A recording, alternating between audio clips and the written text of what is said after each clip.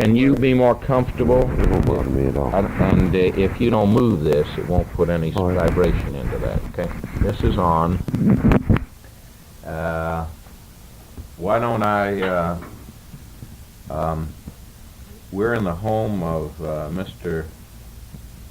McManus, Right. 800 4th Street in Fairmont, West Virginia on January 8, 1977. Right. What are your initials or your full Merle, name? Merle. Merle McManus. And we knew each other when you and other officials of MESA came over to the course on coal and the industry and people and the problems at Fairmont State College. It was about 2 years ago, wasn't it? Yes. As I remember. Yes.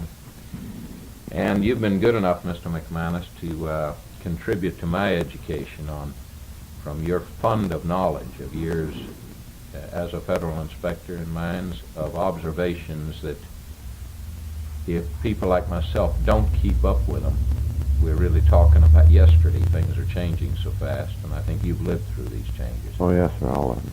And I'd be grateful if you would share some of the things. Now, what I'd like to do is, we've been talking a few minutes, and I wanted to go back over some of the things so that I just have them straight in my mind as other numbers and discussion get into it. I told you that it was my impression a few years ago that some of the northern West Virginia gassy mines in this area, Loveridge being a prime example, had in excess of 20 million Yes, reported cubic feet of methane released per every 24 hours. Was that?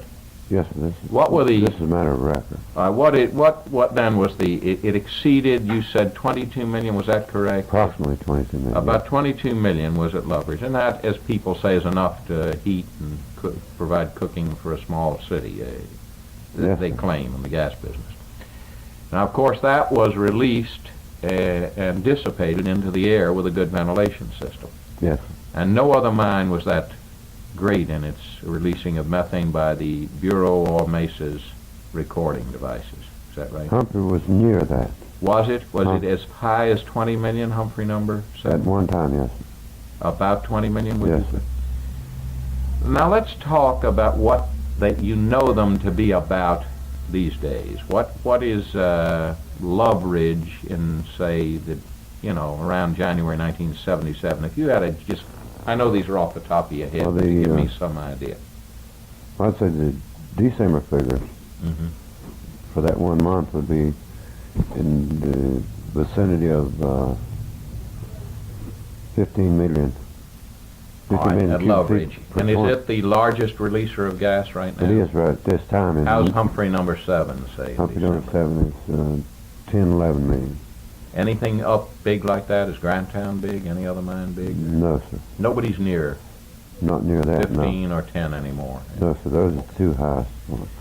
What In this is state, in this state? yes, sir. Where are the worst ones by reputation that you know that release gas? Island Creek's Beatrice, VP 1, 2, and 3 Now, where's Islands Creek's Beatrice? Where are these located? in Virginia, state of Virginia. Is southwestern Virginia then generally even worse gassy conditions than northern? No, sir, and only that one area in particular. That's a particular area of southwestern Virginia? Yes. Do you have a nickname for it, or how would you characterize that area? It's just to see Just the those coal mines. And how much would they release, a big mine down there? 15, 18 million. Okay, so they still haven't been able to get them down to the levels you've gotten these down to. They're not using the same techniques. They haven't developed far enough to Are those get them. low seams or high seams down They're there? high seam. Merle, are those the seams that are down about 1,000 feet? Yes. That's what I thought. So that the depth has something to do with this too, the pressure Yes. the coal is under, the overburden. Well, it's just the As we approach the Ohio River, as you know, Greene County and these mines keep going west, do you find if you weren't taking steps to release it, you'd probably find more yes. gas? The Okay. farther west to go, the more. So as we The head deeper the towards the coal- Ohio River, going west here, The deeper the coal bed, then seems to be more gas associated with. okay. Now, what in general You were telling me of the devices that have been used that may have resulted in this reduction in methane. And would you describe, like at Loveridge, what has been done that might have reduced? It's vertical drilling boreholes, triangulation. Well, let me take vertical drilling boreholes means this is a shaft or small holes. 6 to 12 inches in diameter. All right, so they're boreholes. They go down into the seam, multiple boreholes. Triangle boreholes over a wide range. It's experiment by. Now, triangular, you're meaning that the boreholes are in a triangular pattern? Yes, sir. They may be 1,000 feet apart. Okay. How many might they have at Loveridge, roughly? I wouldn't know the exact figure, but It could be a dozen or more. Bureau Mines did extensive studies there. They flared some of the holes. How far in front are they? A mile, a half a mile? A mile, some of them 2 miles. Okay. And this is based on the engineering plan of the mine to be in front of where they're going to be Well, developing. this is an experiment pioneering this type of degasification. Now you also told me of a much more sophisticated, I think we'd say, experiment at Federal Number 2, right, in Yes, it Monongalia is. County, which is Eastern's mine. Yes, it is. Would you tell me again about that one? Well, this was a large diameter borehole put down by Bureau Mines in cooperation with Eastern Associates. And the hole was developed down to the coal bed. The horizontal drill holes were drilled off of this up to 2, 3, 4,000 So feet. you're talking about a real shaft hole at this point, maybe 12, 15 feet in A diameter? singular shaft, yes. And miners are sent down then and they drill out horizontal holes, Most of them were engineers and technicians. or engineers and technicians do, and those holes might go out as far as 1,000 feet? Yes. Is that a difficult technical task in a small diameter hole to drill in that depth, adding sections to drills, or is it It's not a real difficult task. Except technical aspects? the, Or the guidance system on the horizontal drilling is difficult. why is that? To keep it straight? Yes, sir. Right. Keep it within the coal bed. I just fixed some ground round patties. Would you all like to have some? What you're saying, if I'm hearing you, is that the problem is the hole, as it goes way out, several hundred feet, might drift out of an 8-foot seam and get into the shale or into the slate or limestone or anything, I suppose. Well, the guidance system, they drift right or left, up or down. They really Even don't. even if they think they know from other boreholes where the seam lies, and it's Yes, still sir. hard to keep the drills Yes, hidden right in the. they have developed systems where they can control Mhm. and know exactly where they're at by azimuth and everything. Is that right? Yes. That's interesting. Okay. There's less gas, and yet the standards of protection now under the new federal law are more demanding than they ever were. So that you, I imagine, in federal authority are still concerned at the amount of gas being released. Is that a fair statement? No, the quantity of gas in the return from any section has always been, ever since the institution of the 1953 law, is 1% in immediate return. Okay. And in the main returns, you're allowed by law 2%. And you think since the 1953 law, the inspections have shown they have still been within 2% in the main returns and within 1% in what, the peripheral or the outside? Which are the other returns called? The The 1%. immediate return, Yeah. That means This is- inside the mine leading back into the main this is return. right to Yeah. the immediate section where the air is delivered Yeah. and what ventilates every place on What is one the section. device that you most rely on now for measuring that? What would you inspect? What, just, in educating me, what's the term? Just a permissible methane detector. Yeah, do you have a nickname for it? Is it a methanometer? A methanometer or G70. Are they better devices than they've ever been, in your opinion, now? Yes, Are they indeed. very accurate Yes, compared sir. to with when you first started? They're within a range of plus or minus 0.2. 0.2 of 1%, Yes, is that sir. right? Okay. So do you feel that since the 1969 Act, and the amendments, subsequently, Yes, sir. that they have even improved under those permissible amounts, or are you satisfied that they're even reduced below that, or They just increased the sophistication of the device we're using. which means you're measuring even better, Yes. and nevertheless they're within the permissible range. Occasionally they get out. Right.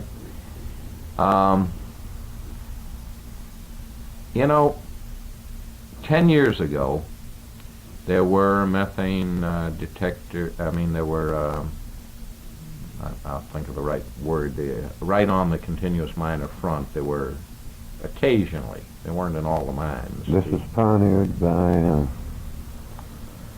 Consolidation Coal Company used the first ones I've ever encountered. But they were the Bureau of Mines invented, I think, as I remember, the Pittsburgh Bureau of Mines developed them, and then Consol installed them in this area. Yes, under Ankeny. Marlin Ankeny was the head of the Right. Bureau of Mines at the And yet they were generally out of whack. I mean, you remember they either weren't operating half the time or they were off the machines, I just want to compare, pre-1969 Act, now that you got big force. You were one of the lonely, inspectors. Now the woods are full of inspectors. Oh, yes. In these changes,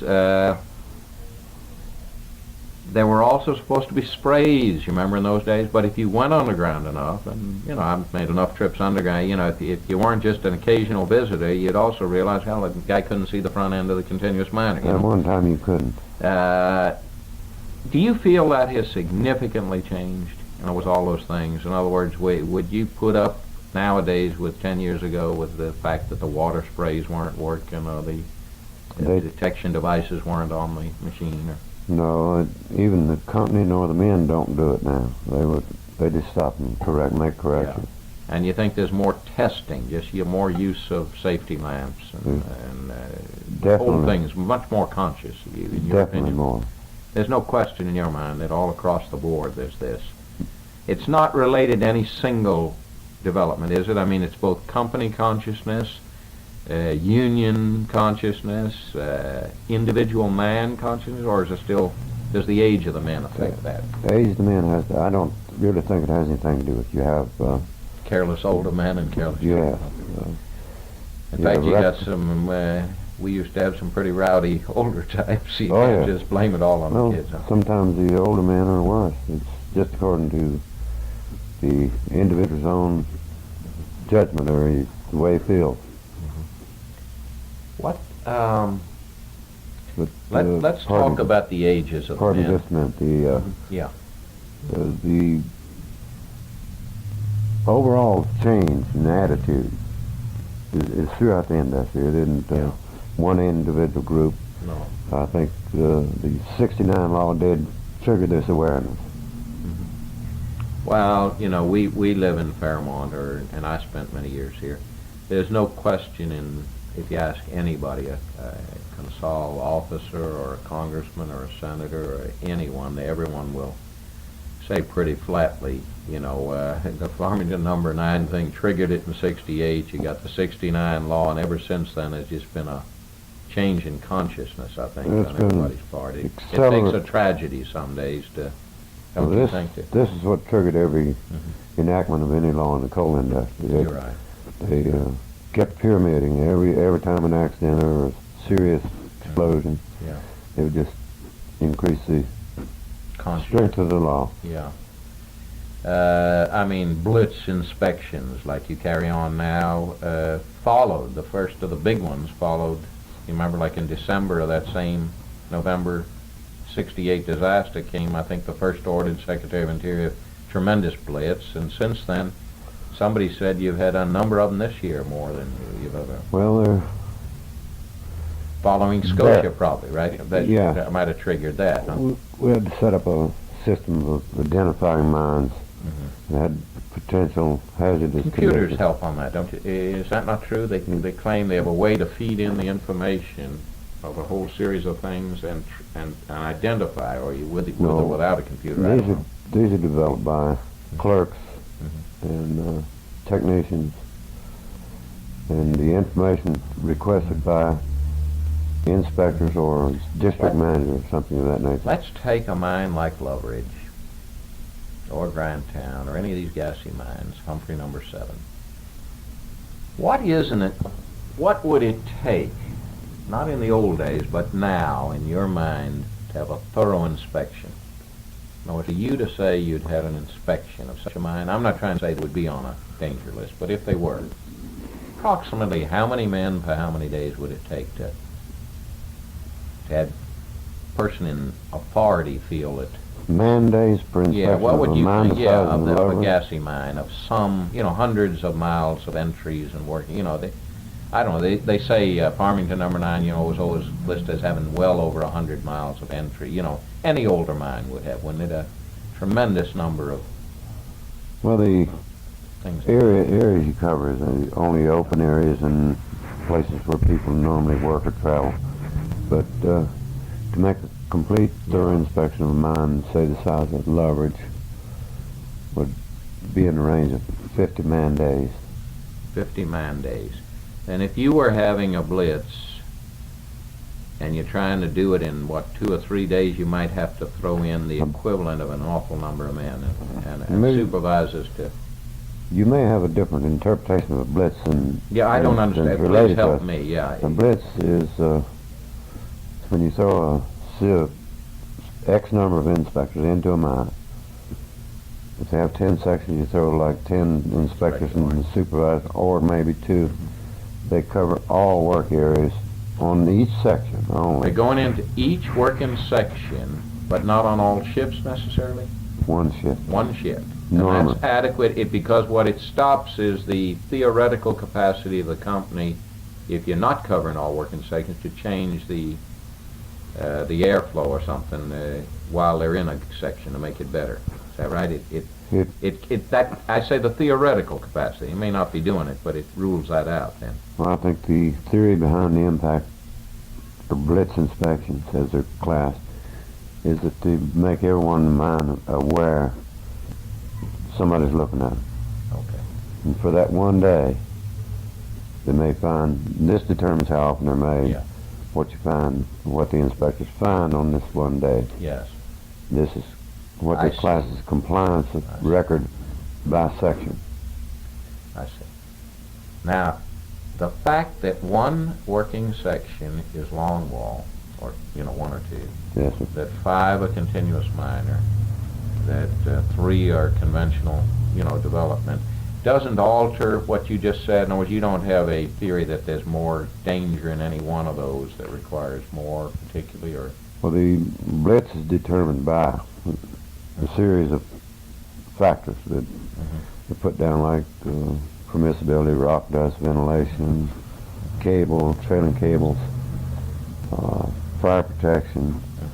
You identify a mine by the number of violations cited in these areas over like 1 quarter, which is 3 months, or maybe 2 And quarters. that would mean that from a previous inspection, you are, in addition to all your general checklist, you're after watching certain 3 things, say they were trouble last time, to see if they're still trouble? These are the elements that we were ordered to develop our standards by, our guidelines for Yeah. which mines should be impacted, Okay. when, how often. Educate me on another thing. When you look through some of the hearings after trouble, I'm unable to know whether, they say that I'm using the word black and white and gray only because in life sometimes we say, well, you understand this thing is black and white and gray means it's a gray area. Actually, unfortunately, and the question I want to ask you happens to use those phrases, but I'm still wanting to know how you would view it, from a safety point of view. In rock dusting, sometimes the criticism I notice will be made, after an inspection or, or in the hearing of something that it was just gray, you know what I mean? Now, is this, in effect, a criticism that appropriate? Limestone, rock dusting would be much more whitish in tone, or is this an inaccuracy in your view to Well, characterize it this way? Yeah. Moisture changed the, whether it's white gray. Okay. In other words, it would take on more gray tone with more moisture? Is that what you're saying? Yeah. Now, It would. isn't it also, it's not folklore, it's not just make-believe to say that miners have traditionally believed, and maybe it's a true fact, I'm asking you. Let's say come October to, about March, Yes. you've got more dangerous dry season underground. Is there not truth behind this legend and feeling amongst miners? This isn't the feeling or legend, nothing of that nature. It's a fact, a It's scientific fact, fact. yes, Okay, so because- older miners have always said this, but it's based on fact in your Yes, The cold- Bureau is more concerned in the wintertime if the... yeah, because the mountains tend to dry out more. Yeah. Takes the moisture out of the air. In other words, summer warmth and humidity is one thing, and winter, even with snow and rain, is not. It makes the mines a less humid place and Yeah. a drier place. Okay, that's a fact. And therefore, you're more concerned at rock dusting and other factors in it. We're always concerned about it, whether it's Yeah. winter or summer or what. It doesn't make a difference. But that's when we prime concern. We're on what they call a winter alert program. A winter alert. Okay. Yes. It begins when? When would you place the winter alert? September 30th and the end's March 30th. Okay. You must have a lot of younger mine inspectors now than you ever worked with a number of years ago. Is that a fair statement? Just as the workforce has gotten younger, mine inspectors have become younger, or not to the same extent, I wouldn't think? Well, because the big influx and the younger people being interested in safety and the unavailability of older miners wanting to get into this type of work.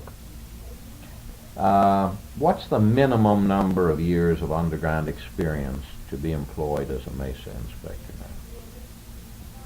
Do you have a minimum for eligibility? For hiring, 5 years. 5 years. Whereas that could bring in men in their late 20s, right, as mine inspectors, and Oh, yeah. probably has some, huh? Yes.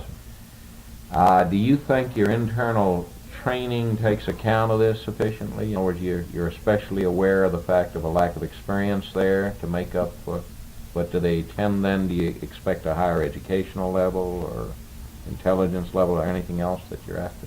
Well, yes, you always look for the intelligence level or the grade level that they stop schooling in.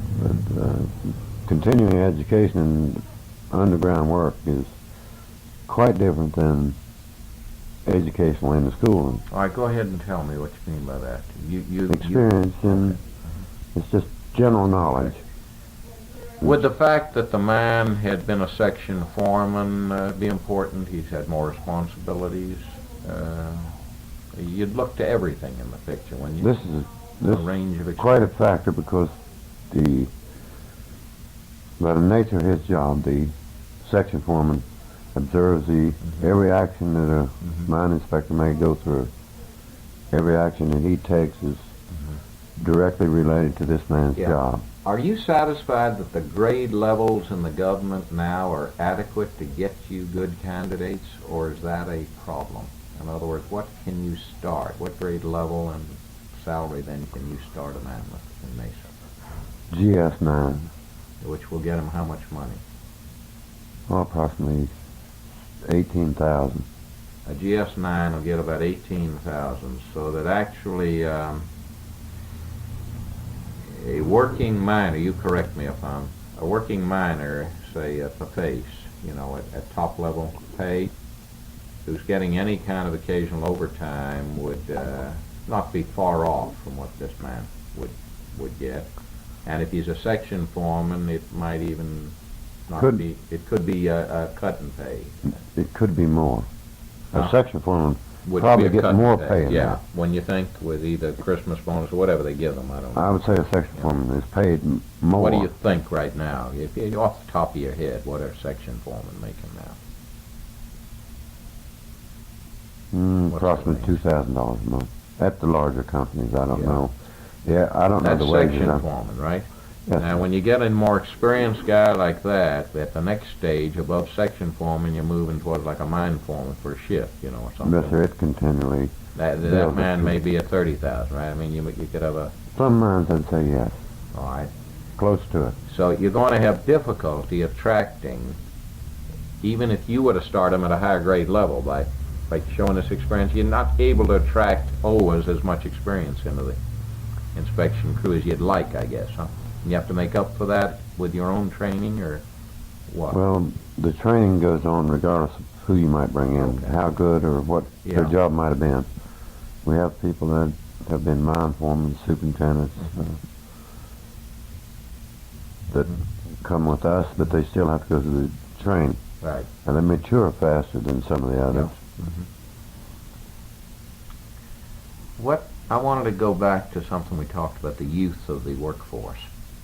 And you were saying, I'd like you to name those mines again because I'd forgotten them. You told me about a Republic mine, but the first one we talked about was over towards Petersburg, the hunting area. It's famous for having a very young workforce. What? I don't know exactly which mine you're relating to, but one of them over there is Laurel Run, is a new mine. Or Laurel? I don't have Okay. access to their age records or anything Okay, like but that. your impression would be a very young workforce, Laurel Run. There's another one. Is it Mount Storm? Is Mount Storm likely to be a very young workforce? Or am I right am I calling the right mine? Merle, when I Must organized have this been mine- North Branch. North Branch, maybe. When I Yeah. organized this mines, the North Branch and Alpine, they specifically hired youngsters, 18-year-olds. Have they held up to that since they worked in I really don't know what their hiring policies is, Eli. Is your impression is there several mines over in that area with an exceptional young workforce anyway, without delineating exactly how young? Because they tend to try to bring in younger people and Okay. take care of the attrition rate. Then you said, was it the Kit mine of, what was the proper name of that Republic? Republic Steel. That's Yeah. It's in Europe. KITT, is that what you said? Yes, sir. That's south of US 50. It's Republic Steel. It doesn't have its full workforce yet. It's just No, sir. adding It's just on. I understand it's going to have a very large workforce near Buchanan when it gets in. Is that right? Yes. And there, what are you dealing with from what you know? What might be just off the top of your head? Trying to Well, they get a have- sense of the people. They have total inexperience in, I mean, not total inexperience, it's only partial, because you have people that live in that area, was working in the Fairmont area, have gone back that direction. But otherwise, with those exceptions, they're going to have almost a low 20s age group with a few older men to average it up some. Yes. But you could end up with what one of the executives were telling me, one of the operators, that there are situations in which he said, tell me if you want to, say this, you haven't experienced this, in which whether we like it or not, we end up with a crew in which we have guys who, we almost can't operate without some red hats, doing regular things on a crew. The section foreman may only have been on the ground 3 years in some cases. We just haven't got anybody more experienced. In other words, in effect, it's impossible to obey either the union contract completely without getting waivers or the law, because he says we're that young, one of them was describing it. Are you running into that, or do you find you would stop the operation over that? Well, I'm not familiar with the union contract, except Yeah. a couple areas that we're get involved in. Yeah. But I don't think they violate the law from the red cap standpoint. Yeah. Which In what sense? It Yes. requires that they wear their red hat for what? For 6 months? yes, And in that 6 months, they're not supposed to be alone, I guess, on a piece of equipment, but there's nothing wrong with being mixed with a more experienced man. I mean, My on a knowledge- shovel car, they're supposed to get experience on doing things, aren't they? this is the only way you can Yeah. develop people. Right. Yeah. So your point is, it would worry you if you went in and found a 6-man crew and 5 red hats. That might, that's something else. But you Well, haven't run into it in that proportion. Create a lot of questions in an inspector's mind if you see If you would something see of that much, nature. right. But that isn't the way it's likely to happen. It's more at maybe 1 or 2 red hats, whereas if they had enough men, they'd keep them away or at the conveyor belt or somewhere else for a while they just brought them up for occasional experience. Is that right? Or I think mine management develops the people and spreads them out more thinly than that. I think so too. It's Mine just management- exceptional when they would. They only develop so many red caps at any certain time. They don't just grab up a crew and throw them in like that. They bring in a few and develop them. In northern West Virginia, you also mentioned the number of women, just generally. What was the total? About 20? Oh, I'd say something like 25. Okay. And tell me that where I they know were of. again. Grantown has a couple. Grantown has a couple. Barrack. Loveridge has a few. Barrackville. A few in northern West Virginia. Barrackville has a few.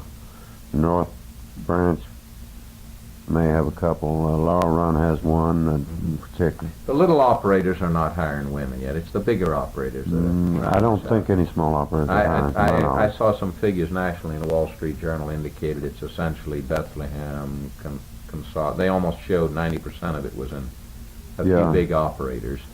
And they said the little ones are not doing it, and the big ones are probably toying with how they'll utilize them ultimately. They may use more of them at just certain kinds of work, which is common labor. Well, no, I don't think You that's think they're the going to case. promote them I across think the board? these companies are looking at it from the standpoint Manpower. that these people, it's people power, not sex power.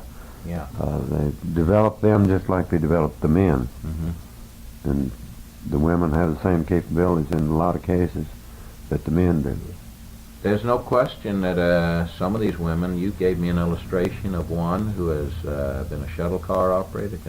She's handled most of the face jobs and ended up, did you not tell me, safety inspector for the company? Yes. Which company was that? Eastern, the Laurel Run mine. At Laurel Run Mine. Yes. And as far as you know, is a satisfactory one in the company. And To my knowledge, And he's doing a good everyone's- job. okay.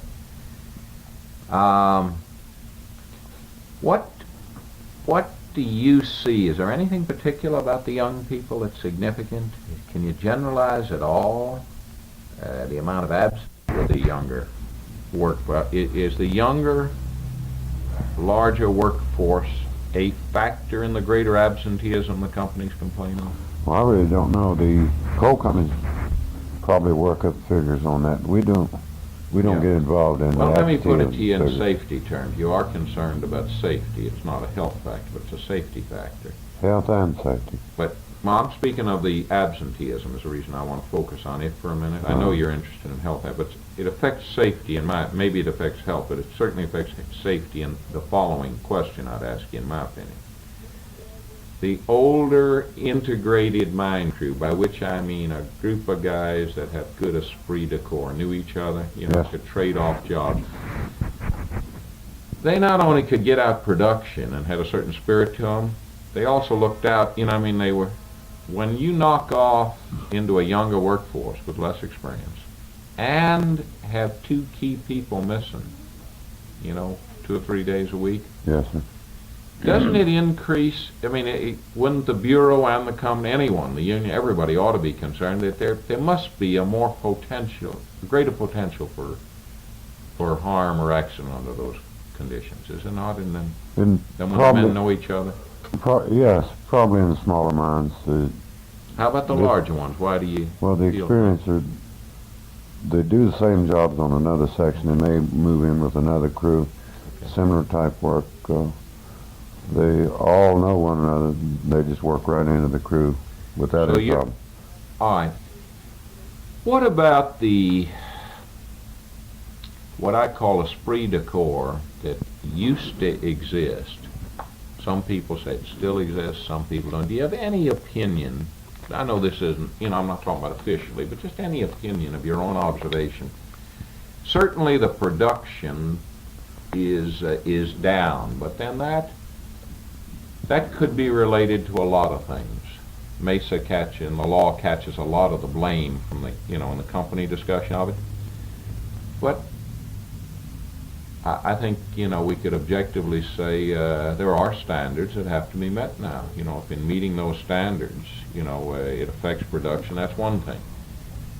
Does absenteeism contribute? What's your observation about the feelings in a crew? You're saying in the larger mind, it's just a job to the man, so it doesn't matter. No, I think it's more than a job. Well, what about the feelings? I found they had good feelings. Do they still have, like buddies, Well, they've yes, got I- very strong buddy feelings. I really can't tell a lot of difference between the workforce that I meet today and I met 20 years ago, except in the type of work they may be doing. Tell me this. Is it fair if it's a guy like you seeing them a lot as you get out and hearing the reports of the guys who do get out and all? Do you feel still is better than the auto industry or better than jobs generally, the blue collar guys have, that the feelings towards each other is camaraderie and friendship and looking out for each other? Is it pretty strong in the minds? Oh, yes. It's still a good spirit in your Oh, yes. view? In most cases.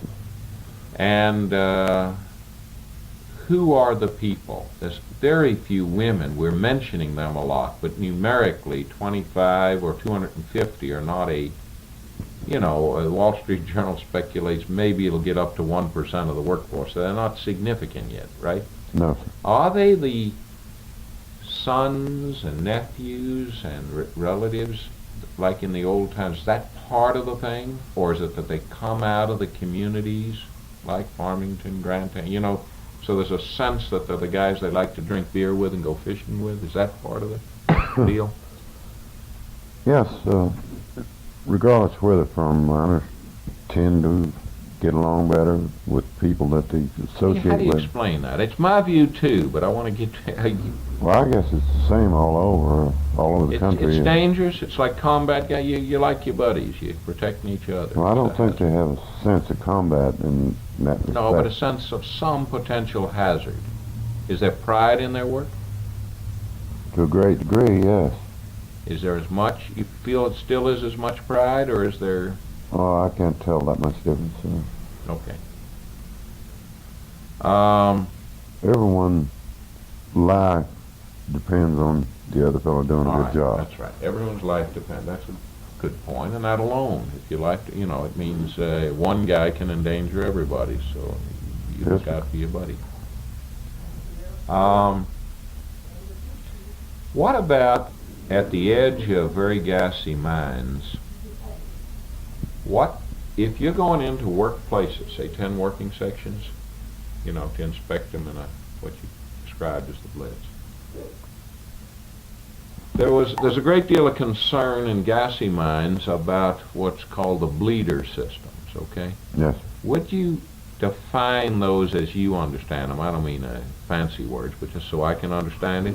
And then how much concern you have for following to being sure that, where they border another mine or something, that it's not a source of danger to them. Because that's not a particular entry. It's not a working point, right? It's a specially designed entry to continuously bleed off the gas, dilute and render harmless, and carry it away from the working places. The bleeder system includes, you define it as Specially designed airways from the working places. to Now, direct. what about where there's not working places, where there's gob piles at the edge of a mine or something? What? It's the same thing. It's the Drain same it off principle. and take it out. Dilute it and render harmless, take it out. You could send bad air, though, from a working face over to a bleeder area to take it off. You wouldn't want to bring bad air into a working place. to Yes, take it but off. your Is that right? limits are still 2% where it comes out of this bleeder system. Okay. What is the MESA standard? Like, there's no question in my mind after, watching the whole Farmington thing and listening to enough people that there used to be a devil of a lot of, in the old days, gob get over in there. So a lot more coal than should have been there. I imagine the Bureau's attitude was this could be slate, right, or something thrown over there. But you Yeah. didn't want a lot of roof coal mixed with that, because isn't there a constant release if it's over in gob? Well, this a gob area is a worked out area, maybe caved or partially caved. Yeah. And you could be releasing more gas. You don't get the ventilation in there to carry the gas away previously that you're getting now. These new bleeder systems, the Is it the design of them that's better? What is The it? That's new peculiar? design, this is a requirement of the law that they have to have. They've put more emphasis on this in the last few years in designing these airways to take the gas away from the working places. The mining systems have changed to the point where if they have problems, they can seal the area off and reestablish bleeder systems, stuff of this nature. One of the lower officials of Consol was making the point, I think after number 9, that I think as an engineer he felt that the very 1 mile block system, you know, that they used for development design, I couldn't define it for you, but you may It's know sort what of he a means block by that. now. A sort of 1 mile block on the map, you know, Yes. and taking it out. That the fact that this caused the working crews to be about a mile apart in the mine and opening up so much coal itself created a danger of more release of gas. Would they have altered that system No, that system, down, or is that system still in effect? part of that system is still in effect. And They still develop in 1 mile blocks. Not one, I don't think they all develop in X number of feet or miles blocks. They never come to exact standard per mine. It would vary according to the amount of gas being liberated from the coal bed. And Have they modified, do you think they've done other modifications, but they haven't modified that approach basically, or I don't know that it was a correct statement he made, that alone was Well, a it's- releasing factor, you know. it isn't the releasing factor, it's the amount of gas you, In other words, you can bring in release enough doing it. air to dilute it no matter what you were doing. If you keep bringing in, if you have enough spend the air, money to bring in more the amount of liberation relationship. is no problem if you have enough air to dilute and render it harmless as you take it out of the mine. Okay.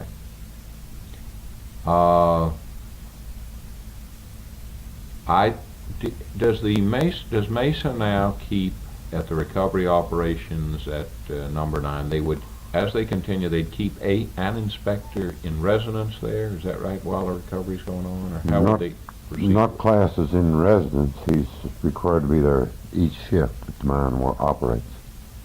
Does that mean round the clock? You keep, Round the clock, they're, yeah. they're on 3 shift now, or what are they on? Yes, sir. So you're having 3 inspectors there? There is 3 inspectors there. Is this because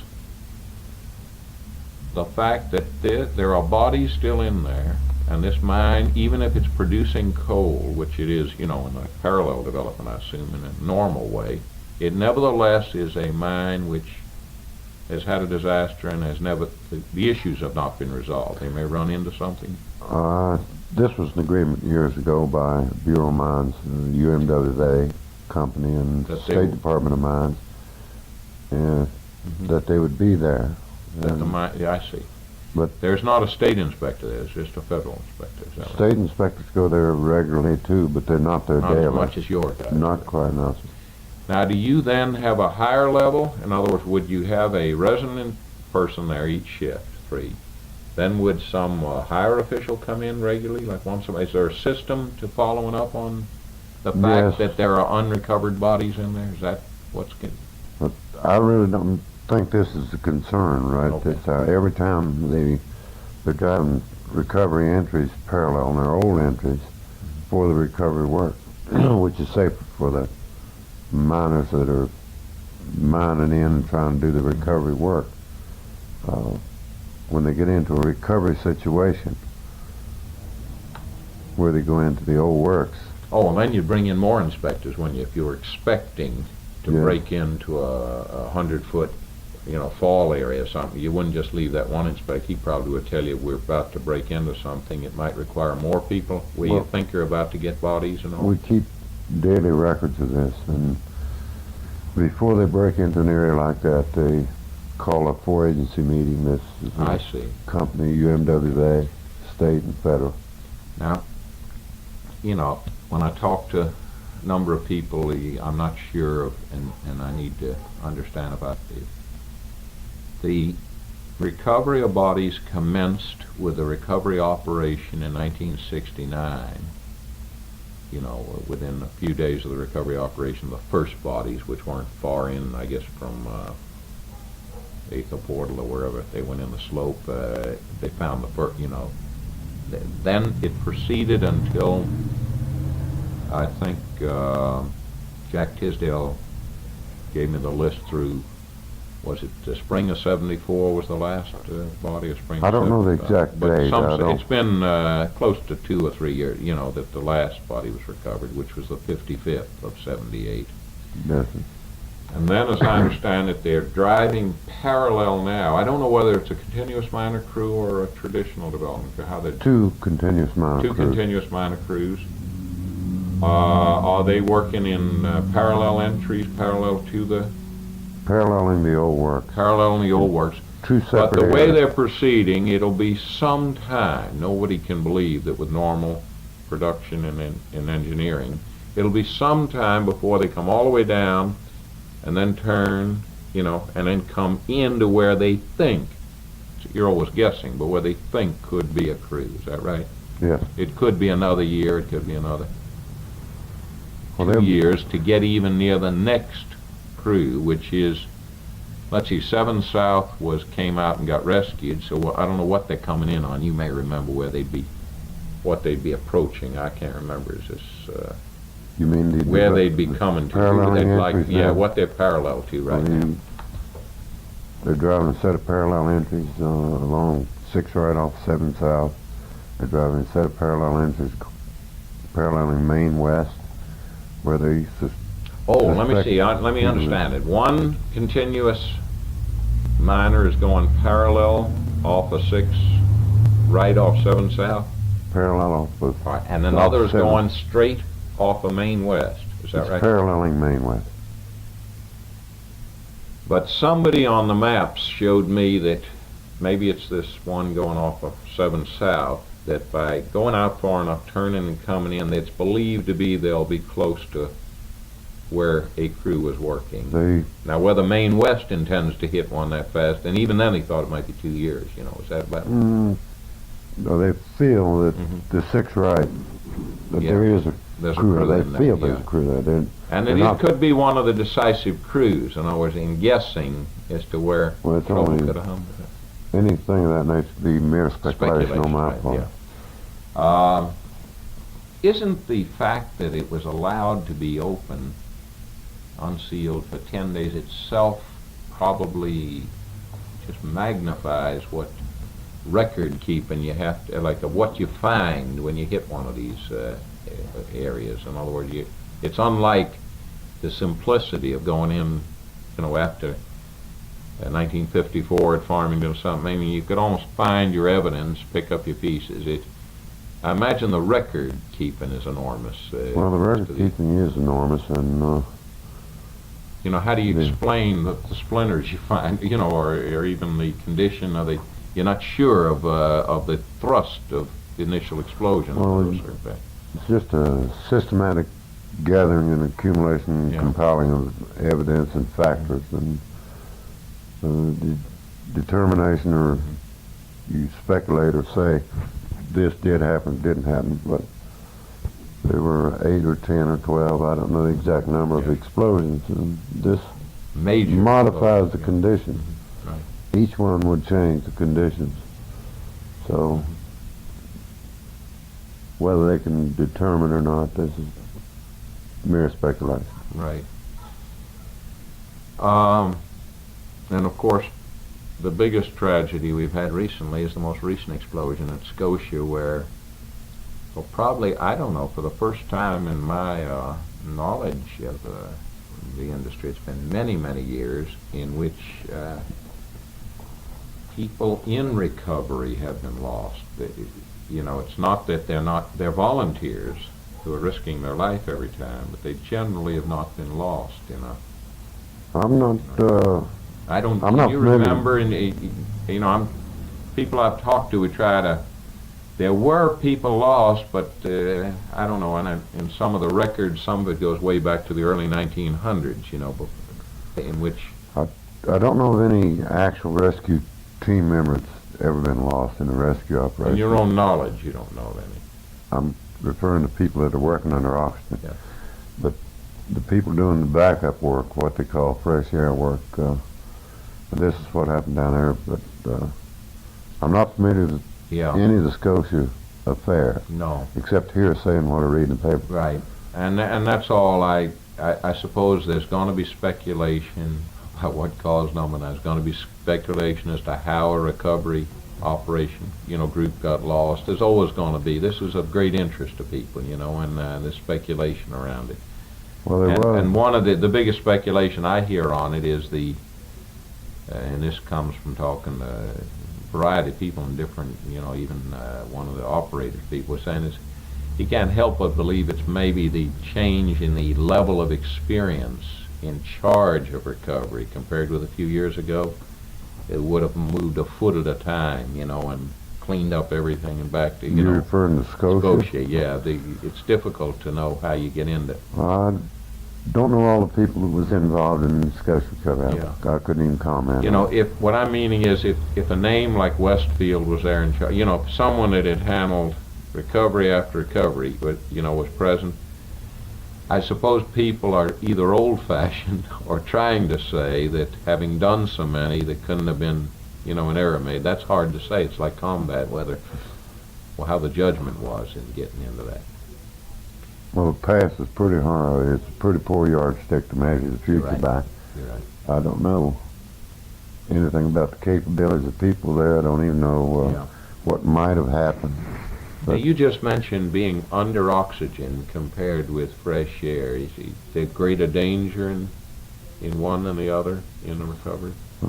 People working under oxygen in an irrespirable atmosphere should, if they make a mistake, an individual, and with his apparatus or something of that nature, then he's more or less lost, which they haven't had any of them, fortunately. And this is because I guess they have better trained people, dedicated people. There was a state mine inspector lost in Pennsylvania, but he drowned. He fell in a water sump Was it in the during an phone. inspection or during a recovery? during a firefighting operation. Firefighter. That was a long time ago or not? A few years ago at the Yeah. Youngstown tube. Right. Is the quality of the mine rescue people real good as far as you know? Has that been maintained real good? Are you satisfied with it? Quality of the rescue people that I've met around here is as good or better than they were before. And a lot of young people are coming aboard, so this is a tribute to them, that you have no lack of faith in the fact that they're really well up on things. The only people who go on work like that are dedicated people. They learn, they know what's expected of them. They learn their job real well.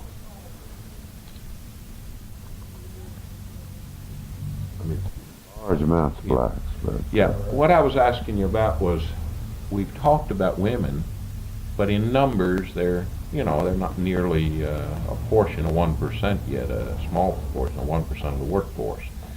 On the other hand, we know that in past years in northern West Virginia, there were certain mines now closed, which means an aging workforce, which historically had, like Ida May and Barrettville, I believe.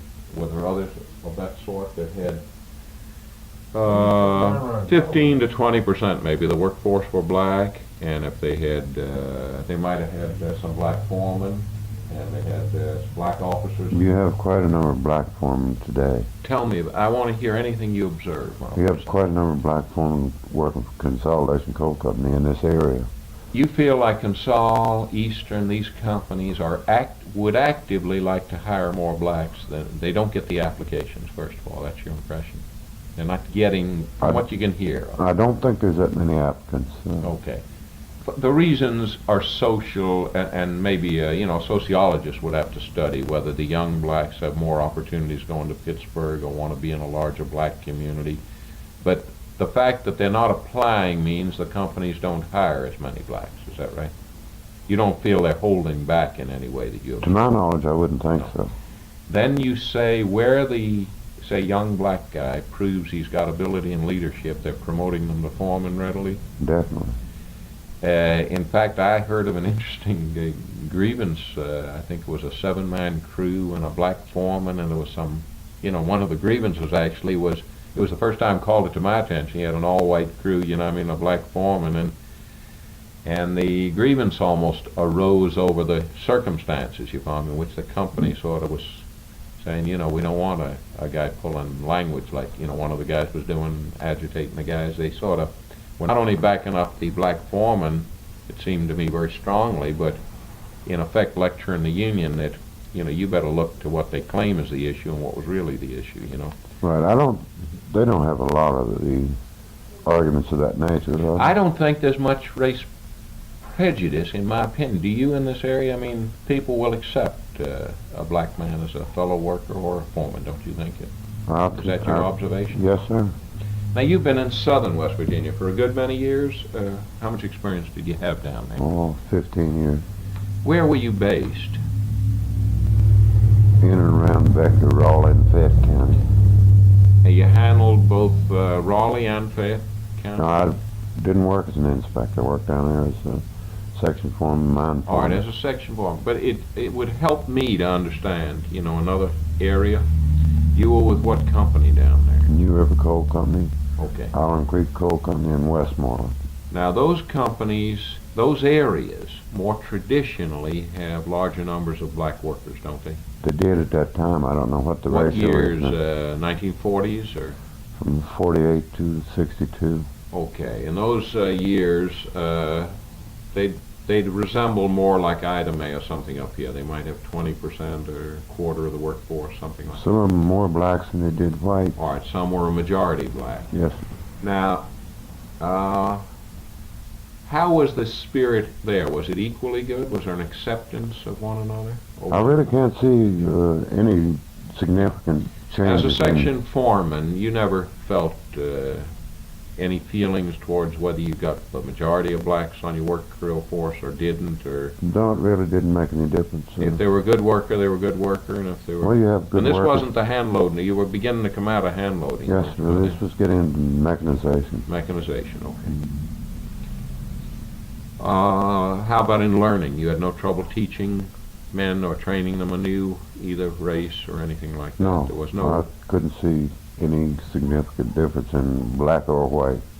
I mean, Right. from the standpoint of learning or catching on to new productivity machinery or any stuff. other No. issue or intelligence. What about, have you had reports of any drug usage in the mines, the way it has been encountered in other industries? In other words, it's been reported, and it would be more dangerous, obviously, in the mines if it were true, Oh, yes. Has there been any instances of that that's been of concern to the Bureau or the MESA? I've heard rumors of it. I don't know whether any of it's true or not. Only in a couple of cases. Yeah, in other words, if the older man came out of an atmosphere in which alcohol would have been the drug, so to speak, of yeah. his generation, Well, I've encountered you that. can, we all have seen that, or rowdy characters, or, Monday morning quarterbacks. Well, you always have that. Those are the old days, right? Then the young kids are less, maybe they drink, but drugs have become just a fact of life. I mean, they're in some of the high schools, or, they're not just in big cities. They've spread, unfortunately. And on the other part is that industry reports, like auto and others, that it has affected. They feel like there are people, reporting to work under drugs. In the mines, it would mean the man's reaction time would be off. His observational powers. He'd be more dangerous to his fellow workers, I would think. Well, I don't know the effects of Yeah. certain drugs or any type of drugs, but I'm sure it'd probably be a factor. But you haven't seen where that issue has arisen, that maybe an accident or anything. It doesn't even cross your desk or occur, as far as you know. That you like, from what you're seeing, there may be no drug usage being officially reported in the mines. None officially That's a reported. I've heard couple of 3 rumors, that's all. Okay. One of the interesting things to me is with the safety attention nowadays, you're liable, I don't know when was the last, were you on a Blacksville fire? What was the last thing like that? What was that, 71? I think the last fire I was involved in was at Joanne Mine. When was that? I don't know the exact date, a couple of years ago. A couple of years ago. Anybody hurt or anybody killed? Or? No, sir. How much investigation takes place? Do you hold a hearing on a fire then if no one's injured? Or is it, Yeah. like at Blacksville you had extensive hearings, you know? That was extensive because of the 9 men lost. Yeah. It requires a disaster definition in order to get extensive hearings, or will you now hold hearings on a fire without loss of life? What do you do about Normally the circumstances dictate how extensive the hearings are going to be. They're not quite as extensive that you don't call in court recorders and stuff of this nature. Or What happens at top lawyer. Joanne where there's no loss of life? Did you think it necessary to have any hearings? They did have hearings. They determined the cause of the fire? Yes. Because there was a potential loss of life. You felt it Yes. important from that point of view. They worked this to try to. Now, what kind of hearings? Would they be official? Would you have all 4 parties in? Yeah, all 4 Traditional parties. 4 parties? All 4 parties. Everyone was involved in the aftermath or the And the evacuation. questioning, and there was the same thing as at an official loss of life hearing. No? Yes. Not quite as official, no. Did you have court reporters? No, sir. So there's no record Yes, of sir. there is a record? Yes. What, a cassette or? Not. There is cassettes, records of everyone's testimony at that. How Right. long did it go on? 1 day? 2 days? Oh, it was various stages of it. Yeah, you tell me what you recall of the 4 states fire. That's the one we're talking about. Not 4 stages. Oh, no. Rachel. Joanne, right. Joanne and Rachel. About You mean- 1974, 75 fire at Rachel. Yeah, probably 74. All right. You're referring I'm to the trying to hearing. say, how long would you think you brought in witnesses to try to identify the source of the fire, get the facts of the fire on the record? Huh? Yes. Study it. Did it go on all day, 1 day, Oh, probably 2 days, but 2 days of hearings? then there was some, Later, you Other- followed up with more questions, more witnesses? as the recovery went into effect, that they started recovering the mine step by step, they would have hearings and discussions, not hearings. If and there was no loss of life, was there any men injured in that? I don't think there was an injury, and You were do you remember if at the Joanne hearings in 74, if that's when that was there any mention of an earlier fire in 1967? Do you remember that one?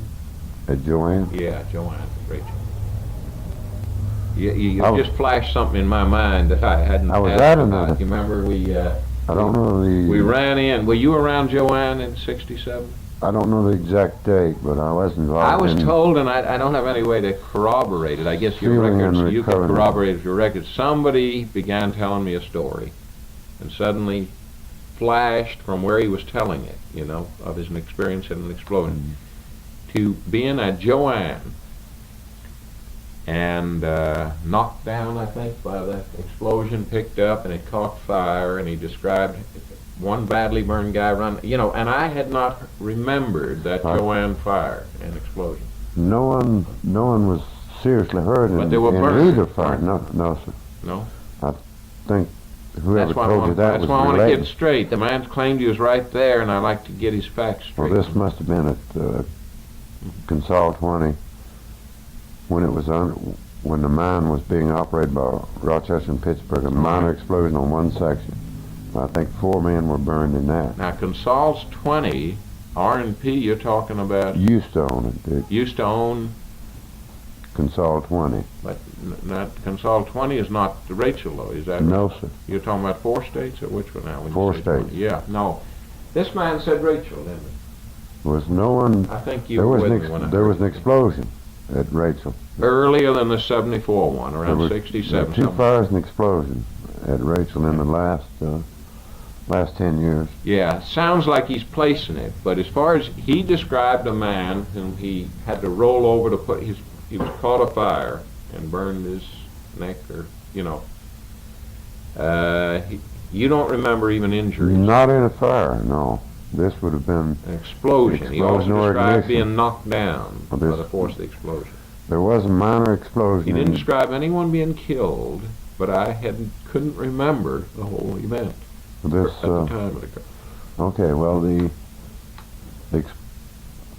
first fire at Joanne was on a section. Mhm. Shuttle car caught fire and returned. They sealed this section up. This is the likely one about 10 years ago. Yes. They used a foam plug and fought this fire for 3 or 4 days. They had either what they class as they termed it a hydrogen explosion generated by the foam passing over the fire and a Now, what is a backflash. hydrogen explosion? Educate me to that. They were foaming it, and they felt that hydrogen was generated by the foam going over the fire. And The cassette tape is what you mean by a hydrogen explosion. How it might occur, if you speculate. well, when you're passing foam or water in heat and water together combine to make hydrogen. If your foam plug backs off and you have a void, hydrogen would. What is the device? Just because I've never. You're trained in rescue, and firefighting and all this. What is actually taking place? A fire is broken loose, and what is the man? What's he fighting it with? What's he got in his hands? Say, the foreman of the You work? talk about To cause this, what's he shooting? they used 3 or 4 different. What types do you? of- But in this particular event that you're talking, They were about, using water with the soap detergent, is what the class which comes is in a foam. ready mix. Is Not that a right? ready mix, no, sir. You mix it at the nozzle, Right. and comes out in sort of looks like soap suds that rolls up and fills the void, passing over the fire. The heat and the water combination would generate some hydrogen, and the machine would be down for a certain X number of minutes or so with no foam. The foam would die out. The heat would eat it up, generating hydrogen.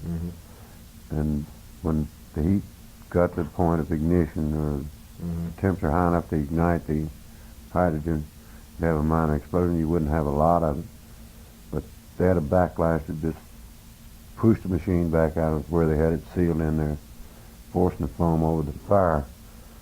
And this has been backed off and sealed it off, sealed the entire area up. Mhm. And a few months later, went back and recovered the area. Mhm. But there weren't anything but minor injuries. As far as you know, men were knocked down. Might have been minor burns, but no serious, No burns at all. no burns at all, as far as you know from that. Okay. Sort I of. don't remember. Do you whether if the man he said somebody was on fire was the word he said. But it was explosion, the word I remember him Right. making this stuff. He was not discussed. He happened to say, "Now I'm telling you about this that happened here, but back at Rachel, here's what happened." And he acted like he was there, so I just wanted to see his reliability in describing. I really don't know of any case where a fire backed up and got a man on fire at Rachel. I do remember the explosion. 3 or 4 men were killed. There's a possibility that That's Some- now at another mine, not at Rachel. that's at Rachel. At Rachel. Yes, this is an explosion. Okay. What year was that, Merle? When was I'm that not explosion? positive the year. It's been within the last 10 years. There was an explosion at Rachel that Yes. did kill some men. Yes. Maybe this was it. It might have been. Yeah, it could have been. You don't remember fire of a small sort following that explosion? No. Okay. Were you at all, did you have anything to do with what I understand to be a 4-way experiment at Granttown within 10 or 12 years? Concerned about the gassy nature of the mine, in which I think they cut off ventilation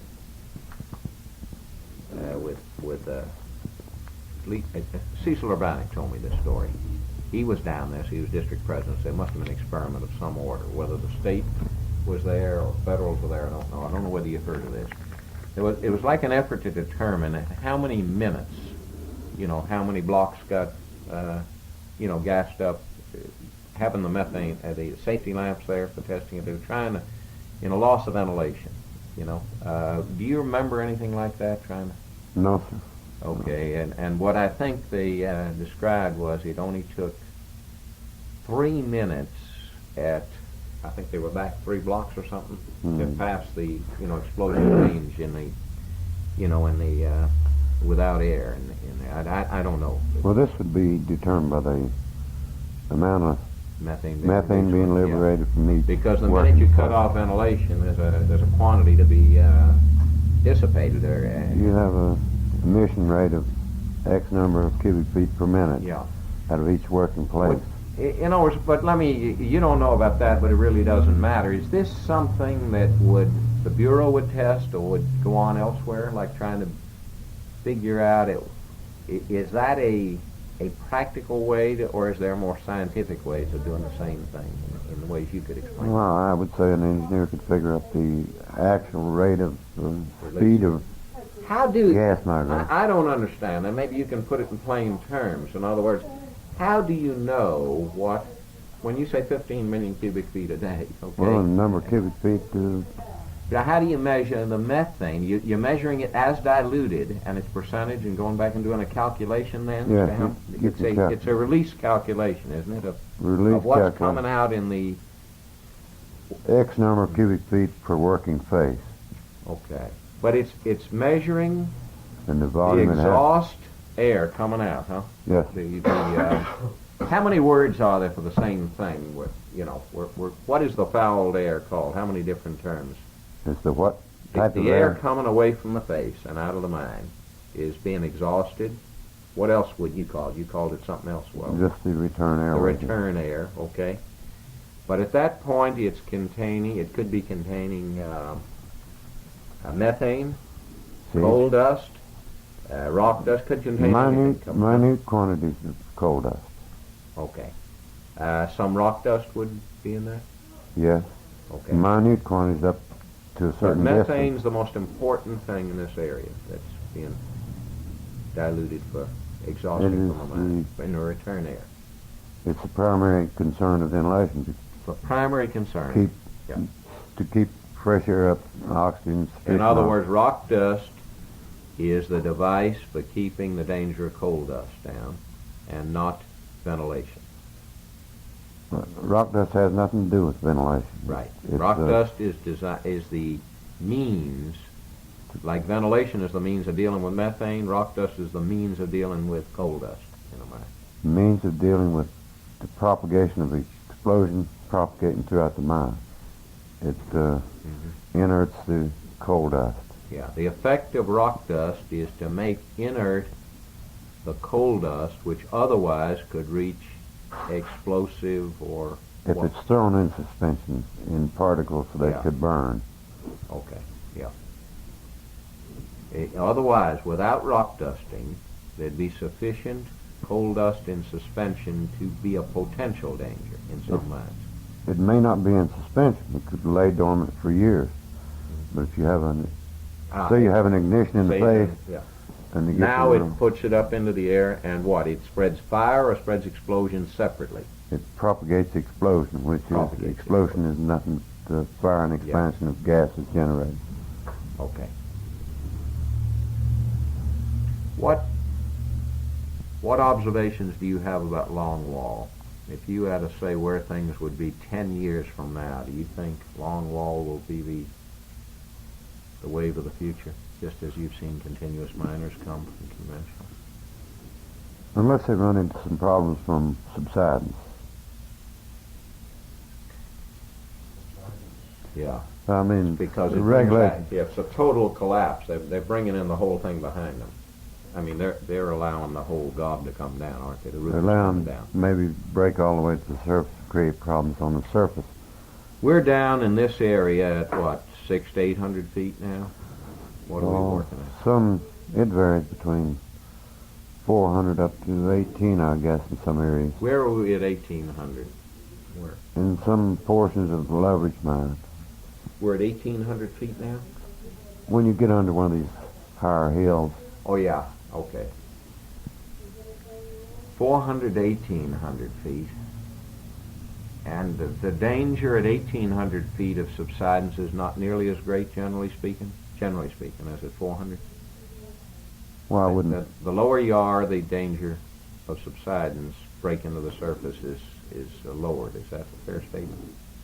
Or I know strata has to do with it and all the degrees. Well, I guess the strength is straight above the coal, between the coal Yeah. bed and surface. But if you were at 5,000 feet, like in western metal mining, where they commonly, shoot it and take it all and all this, it still may be so low that, so deep that it subsidence has not been an issue. Is that true? That further down you get? I would assume from what I know about coal mining, if you take it all out, you're normally going to have a subsidence. It may not come exactly instantaneously to the surface, but eventually it'll subside Okay. if you take everything out.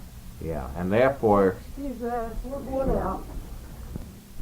your point is, and I don't know whether you probably know more than I have an idea.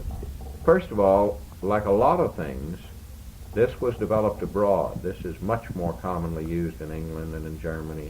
And longwall is coming to us from abroad, so to speak. Yes, It's a development. Middle overseas. European countries, Yeah. in England. And Eastern Europe adopted it wholesale after it developed in Germany. I really don't know whether it's wholesale or not, but It's pretty broad Probably is. in other countries more than in ours. Then, of course, it has problems in this area, doesn't it? You can't longwall if you're loaded with gas wells. I mean, it isn't practical. It'll depend on whether it, like Eastern, has to continue to use. Would I be wrong there? That Eastern's Grandtown mine, where they want a longwall, can only use it here, but they'd have to continue continuous mining, which doesn't make as broad a front, where they have gas wells on their engineering maps and places. well, in the longwall, you develop for the longwall with continuous mining. Block out an area and set it up for a longwall. You're coming in at one end, right? And you're coming in at the other end with Come in at two continuous- sides, Yeah. tie them together at the back end. This But sets up you your wouldn't longwall. want to, if you had many gas wells in it, it's not practical now, right? It is now. They've developed a system for plugging these gas wells. Tell me about that. Is that where they concrete them above the coal seam? They And drill out an abandoned well completely down to where it was originally, or as far down as they can get into solid strata. They set a plug. they pour concrete right Yes, on up but to they- the bottom of the coal seam? Yes, they put an inert gas that's easily identified, SF6, and Why is that? What's this this for? is to determine if the well is plugged from the coal bed. Then they go through a series of expanding cement all the way up above the coal bed. The gas is simply like a safety precaution. If it was to escape, there would be a warning to them. If the It has gas, color to it, or it has smell, or it has something to it. they sample this atmosphere coming off this area. This tells them whether their plug is effective.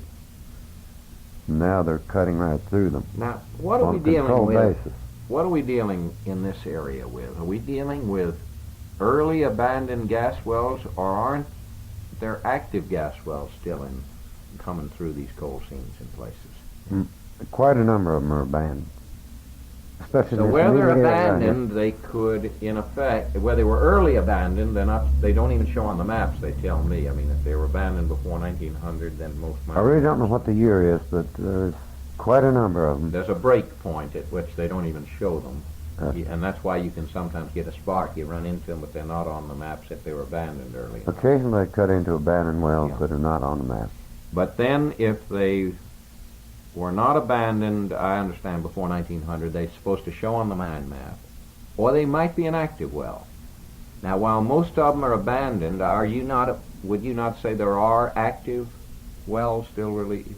Well, I guess there's active wells around here. I'm not positive about it. Would the coal companies try to buy some of these and plug them? You think? I mean, it's valuable enough to do long wall mining, or short wall mining, to get rid of some of them. Well, they are drilling quite a number of them out and plugging them.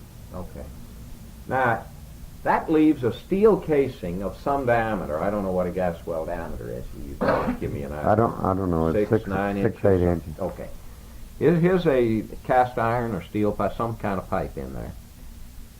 Is there any problem for either the shearing machine or the continuous miner bits in just cutting right through this, or do they have to saw it off? Could it cut through it as easy as it could coal? They cut through it, but they damage bits. They break a lot of bits. They have mined through them. They have hit these and just gone right through them. Yes. You don't see them sawing them off either, with special equipment. Under controlled conditions, I've seen them cut directly through them without any problem at all, except Okay, you just tear up a lot now of take your bits. bits off and they tear up a lot of bits. Okay. Damages the machine. Yeah. It's another reason for keeping methane levels down, because you're going to get sparking when you hit either in an area like this, right? It's just a further reason in the abandoned gas area. You mean this system of plugging? No, I'm thinking it's another general reason. The fact that you're like mining through a gassy area in the sense we use the word because it got into the statutes early, non-gassy mines and gassy. But it'd be fair to say this is like an old gas field and we're mining coal in it. It's another reason that if you don't keep methane levels down to the safety level, you're liable to hit some abandoned gas. You're liable to hit steel and have sparks going, at the face. Yeah. And so you better keep well ventilated in this area. Huh? Yes, you have to. I mean, several times a year, in northern West Virginia, machines are going to be cutting into steel casing of wells that were abandoned. Probably, I imagine it happens often enough. Well, they just don't show on the map. Well, the company has to search out all gas wells and oil wells abandoned and look for likely sites of wells, even from old residents around. You mean that's a legal obligation under? Yes, under the statute. The 69 statute or earlier? Yes, earlier statutes also. Okay. Let me ask you one thing as a veteran in these matters. Before the 69 statute, and maybe there isn't a word in the 69 statute about this, what is the obligation to hold a hearing after a disaster? Like the state mines representative calls a hearing to order typically. The four parties are there. And he will say pursuant to, authority vested. He means the general investigatory authority, I suppose, under the state, right? But the Bureau people are there, or the MESA people. The union's there, the coal operator who owns the property's there, right? Yes, sir. And during the preceding efforts at the disaster, the four of them worked very closely together at every disaster. They try to work informally together as a team of four, don't they? Well, they have. Normally around here, everyone I've been associated with, they have a committee set up. Yeah. And all parties are represented. I agree, and I want you to tell me, because you compile. also hear national things. I can't understand something, and maybe you can. It appears to me, if you ask anybody, how do you happen to do that? They say, we just started doing it. Or they'll say, we do it in northern West Virginia. The four parties come together. And really, at that point, the coal operator no longer, he doesn't even say, well, this is my property, don't tell me what to do. It never has been a tone like that. The four of them sort of just sit there and try to work it out. I've never encountered that tone. That's what I said. I'm corroborating. You and I are saying the same thing. Yeah. I see no such tone of arrogance, something from the coal companies. No, sir. It seems to be a four-party tone here. Yet when I say, well, where does that come from? They say, well, it just happened. And I say, well, do you know if it would go on in Alabama, Colorado? Everybody will tell me, I don't know. And they'll say, well, does it come out of a law? No, they don't. They say it's not in the federal law, earlier.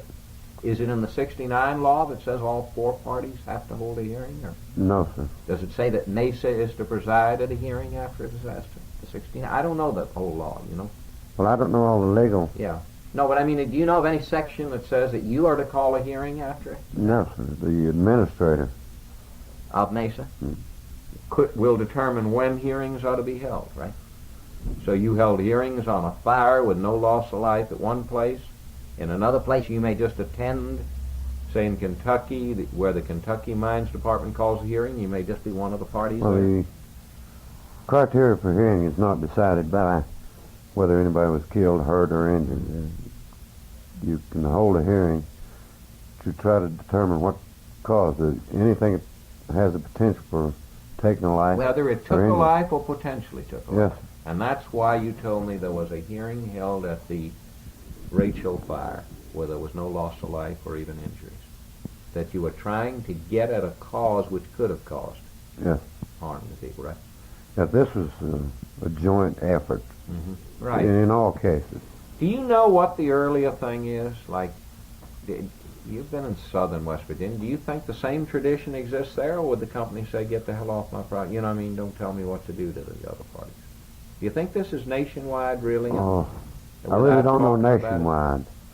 State of West Virginia, everyone that I've been involved in, Yeah, this tone always. yeah. You, as a federal man, have you not been sent out of northern West Virginia, or have you always stayed here? Did they never need you for elsewhere? Or? Oh, I was sent to the disaster in Kellogg, Idaho. Now that was a metal mine fire, wasn't it? And that was so serious. That was one of the greatest losses of lives in the metal mine history. Yeah, I think they lost. Because they don't something. have explode. You know, they don't have the No, that's potential of methane. the only thing they had. What was that? An electrical? Wood burning fire. I don't really know what caused the fire. Supposedly By wood burning, transformer. do you mean because they have chutes and that type of thing in there and it got started? Or? Well, they have sets of wood everywhere they go in their drifts, stopes, and Yeah. The method of mining, like anthracite in the old days, required It's stopes, similar. and it's similar to similar to anthracite. mine. anthracite in the sense that there's a series of veins coming down like our slope angles, and they get underneath them with a tunnel, and then they slide it down chutes in there. The ore vein Mhm. is nearly perpendicular, or maybe at a slight angle. That mine had underground elevations. It had 6 or 8 elevations where they had drifts going across to another shaft or dropping down to another level. And there are these connections between 2 levels. Mine all this on stopes and gravity flow into cars and bring the ore out. But that was the only. Yeah, that's the Big only time disaster. you've ever been sent away. You never went to an Ohio or a Work- Kentucky disaster or anything. No, sir, not since I've been working for MESA, but I was involved in a Were couple. you ever in mine rescue work in southern West Virginia? Oh, yes, Did you go to any disasters? yes, I was Where in were you? at Holden 22. Holden 22 was what year? I don't recall the year. It was About 57, 58. what county was 58, that? 59, Logan County. Logan County. How many men were lost there? 22, I believe. I'm not positive. Mm-hmm. That was a mine fire. A mine fire. Yes. Was anyone saved there? What did you do as There- rescue crews there? Well, I didn't work with the rescue All right. crews there. What were you- Was Uh, that Allen Creek's Holden? Or- Yes. Mhm. What were you doing at that time? I was mine from Westmoreland Coal Company. You weren't with the rescue, but you were over at the disaster with that. I just went over there on orders of my people to volunteer services. Right. And nobody could actually do anything to save anyone at that. Well, they were trying to, but they didn't get to it. No. I think 2 men that was involved in it came out in the escape way. Were you there for several days? No, I just offered the company's rescue team. They had sufficient rescue teams. It wasn't Yeah. any accepted. Any other disaster you ever were to while you were a section foreman or working in southern West Virginia? Not in that sense, no. that was a disaster. I've been at fires and minor explosions where no one was hurt or killed.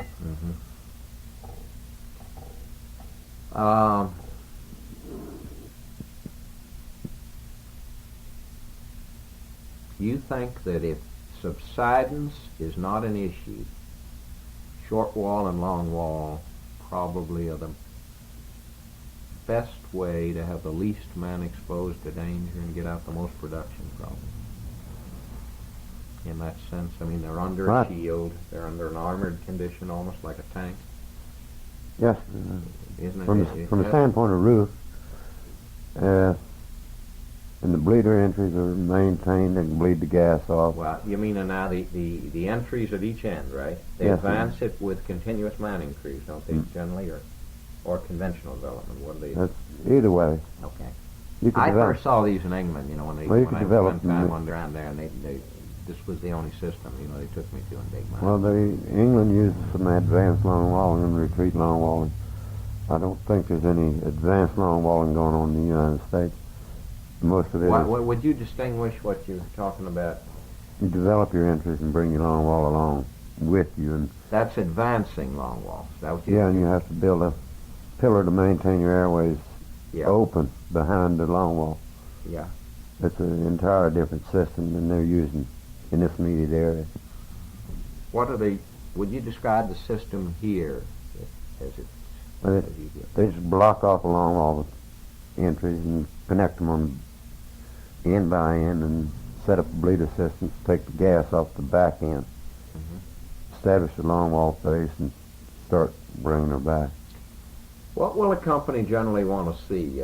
Several miles ahead to put in that much capital investment? A long wall must cost what now? Several $1 million. Well, I couldn't even hazard a guess on the cost of a long wall setup. Okay, but I think I talked to one company accountant around here who said in the old days maybe the total equipment of a continuous mining crew was only $500,000. Now it's approaching, you know, $1 million more with inflation. And a long wall, he said varies. You know, he was with Eastern somewhere 2.5, 3.5. You know, could be. Well, I wouldn't doubt his figures at all. It seemed to me reasonable. You follow me? He was saying for the difference in equipment and a crew of, I think he said, you tell me if your observation is right, he said an Eastern mode of operating a continuous miner tends to have more men on the crew, just a continuous mining crew, than some of the other companies, so they tend to have closer to 10 or 9 or 10, and they only have 10 or 12 on a long wall. You're referring to Eastern Yeah, Association? he was given that example. I really don't know the total makeup of their Yeah. crew. But he their said structure. some mines, you know, it's the way you assign men, whether you're charging them the crew or they're I guess, drifting between several crews. You know? Well, you have support people behind every Yeah. crew. So it's like, are you charged with the brightest men, or are you saying the brightest men work with, you know, two different? Isn't that possible, the way you keep the books on it? Yeah, I would say that's the way to keep the books So on. that the if way. they claimed they had 10 men on a continuous mining crew, the way Easton does it, I didn't doubt it, that if they assign the brightest men with it, or, you know, they might have that many men on it. He said, so really it's only 10 or 12 men on the other, and for the capital investment, the production is way out. I mean, it moves up from, I think he said, 300 to 400 tons, you know, a day on a continuous mining crew. But what would that be, a day or a shift? I don't remember what he was telling me. What would you? I don't know what He said it moves it up to something like 600 tons from, if it's a shift. I forget whether it was a shift. I don't know what the production figures are. I don't study production figures Yeah. in relation to that anymore. I used to. You once knew all this. Yeah. You especially knew what you got out of section one. Yeah, well, it isn't my concern now, production. I understand. Yeah. But it would seem to me it's just rational in capital investment terms with these big companies. Now they're thinking all this through in safety terms. The men are under a firm steel roof. You know, you don't see many injuries around these. Well, I think walls the either. feeling is that the long wall and short wall are the thing. They won't, but a lot of seams won't take them. I mean, right? They won't do. Well, they'll have to be or other mines. the feeling was that it wasn't practical to put them in the Pittsburgh scene until Eastern's pioneered, I guess, in northern West Virginia with Federal Number 1. And it expanded into 95 mines for consolidation, Blacksville, some of the northern mines. It is a high production method. Do you think Robinson Run is still going to be a record-setting underground mine? Oh, I couldn't say. You don't follow production enough to know. You've I figured heard it of would the be. fact that it is the biggest producing mine in the Well, state or something, number 1. The long-range planning of consolidation in the Eastern and larger companies is along those lines. Long walls and high productivity in this. And it's a decent seam. It's not a low seam, so they should get out. They use long walls and lower seams too. Yeah. Southern West Virginia, Eagle seam. Some They're are going using into, them in as low as what? What is a long wall practical enough into what? well, they have one out here at the Martinka 5 foot, approximately 5 foot. And they across. go down to 3.5 and make it pay?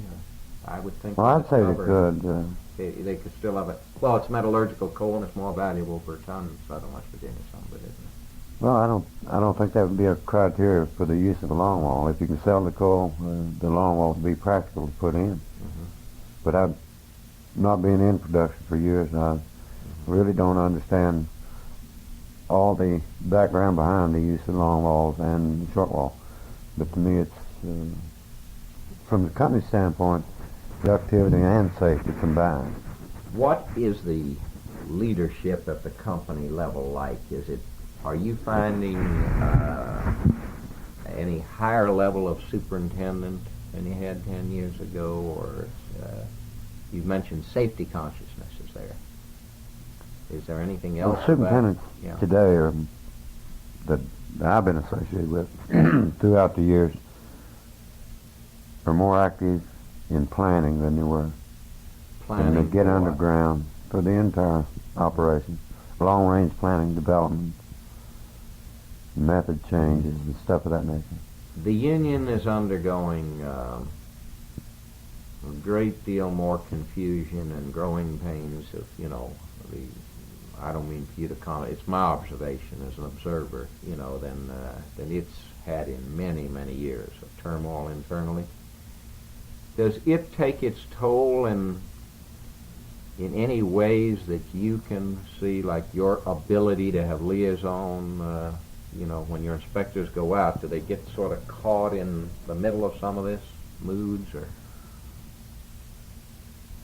I don't think they're getting caught in the moods of the mine management and labor arguments, or even labor. Even internal labor things, the fact that, guys don't like the guys who are in office or don't like district officials. No, they never Do they get get caught in feeling that they're just, like an issue's being raised, against them, and they're the kicking boy, the scapegoat? Do they No, I have don't. that feeling? I don't think so. Do they ever have the feeling they're the scapegoat when management says production's falling off? They're always blaming the federal inspectors, and that's unfair, or is it?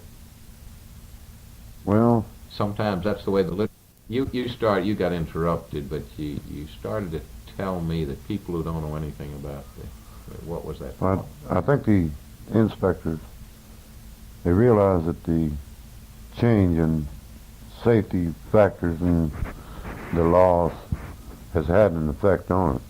But the inspector don't feel that he is directly related to that. And some coal mines have a reduction in production unrelated to law enforcement. There were mines that before that were nearly complying with what they're complying with now. The production's the same. However, they have increased manpower at these mines to comply with certain regulations. Of course, there are things that are unrelated to MESA, like, as I understand it, the 74 union contract and its interpretation required a helper on roof bolting, regardless of what it may cost them more manpower, less production, per man shift. Sometimes it isn't MESA, it's maybe MESA inspections making them obey the congressional mandate to reach a certain standard that does cause them to have to shut the machine down while they test more or do something else. That might be true. But you were also saying that people don't know the way it was. There is a change, isn't there, in a great many of the mines, probably for the better as far as humanity's concerned in the future of coal. Don't you think? It couldn't have gone on like it was going without the federal law. Do you think was it a healthy situation 10 years ago compared with now? Well, knowing coal mining 10, 15, 20 years ago, there's entirely different situation now. You don't see things that you saw 10 years ago going on or being Things allowed are to. safer today, huh? Well, I'd say they're much safer. You feel good about what you're doing. In other words, you can If I say to didn't, yourself that you are protecting lives and you are protecting. if I didn't feel good about it, I would quit and get me a job in industry. There's quite a bit of money being offered to people Yeah. to come back into industry or work in industry. I think all the better inspectors that we have been tempted to go back. By the offers you've been getting. Well, not me in particular, but some of our other people, other inspectors that are highly qualified miners.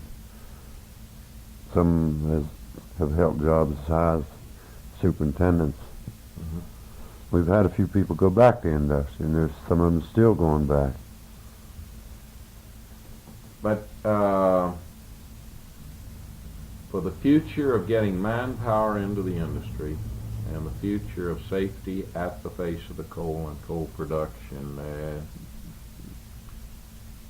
especially in this gassy area, I think everybody was uneasy that was honest with himself in management or anywhere, that you just couldn't have kept the level of production, and be looking out for testing enough and looking, with the bleeders, there were bound to be elements of carelessness that could have risked everybody occurring.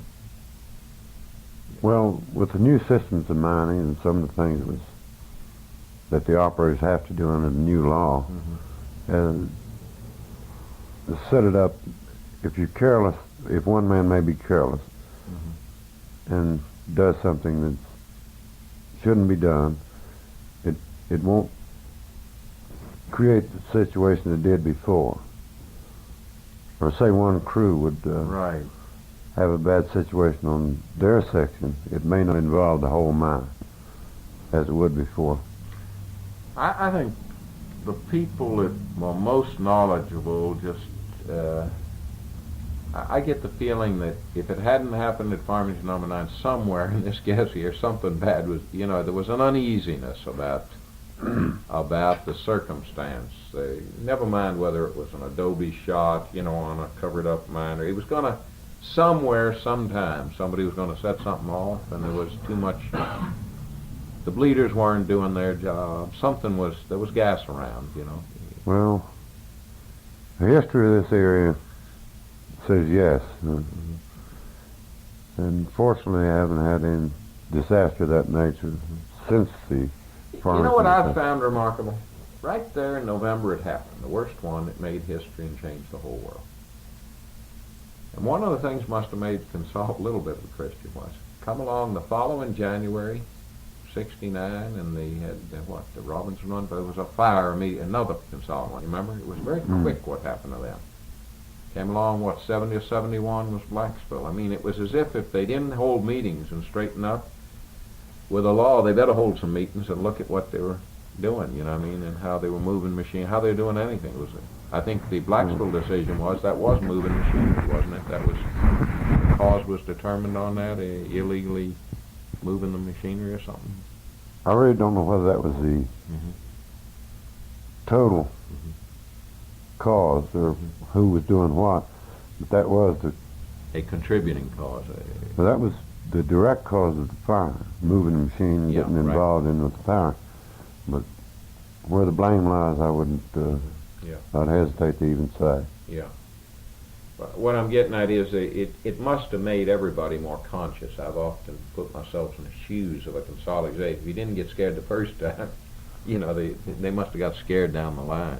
Well, It couldn't continue this way. well, I'm sure that all the people that work at the coal mines, whether you be a pumper or a superintendent, mine foreman, or a section foreman, is always concerned.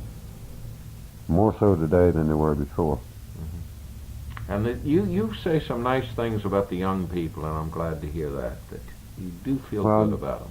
You do feel good about what you're seeing. I don't think they can blame all the ills on the young people, because these ills have been here all the time.